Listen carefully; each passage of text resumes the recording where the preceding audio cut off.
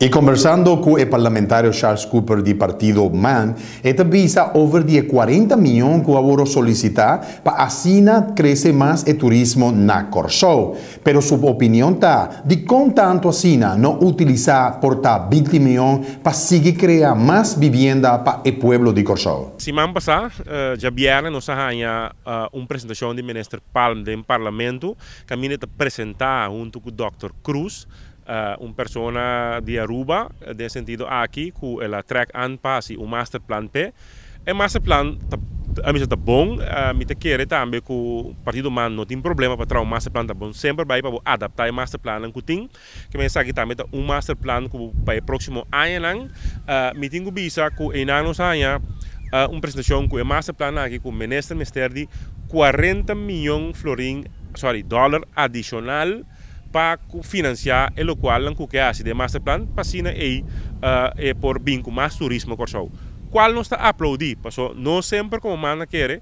que dentro do turismo você tem que invertir para sacar return on investment. Esse aí não tem problema para que parte da pessoa do neta me sustém e assim nós vamos uma epoanha parte grande de 40 milhões aqui que te busca. Maneira quizás você quer você andar amigo da empresa sa net primeiro que novo comissário que me di bieu caba passar 2014 dezembro para exato dia 31 de dezembro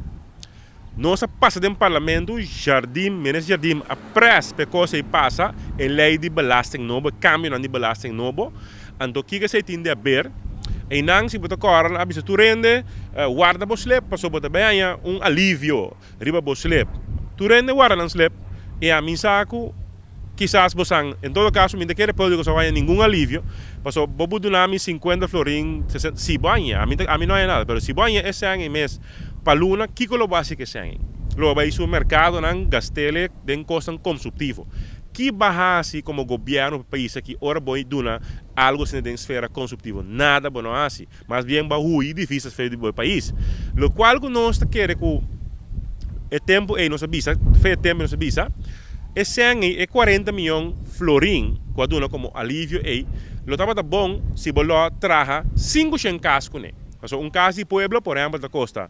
se você traz em bulk, te custa mais ou menos 80 mil florin, se você 40 milhões, daily dori 80 mil florin, você também abre com 5 casos por atrás. Então, é legacy para o governo que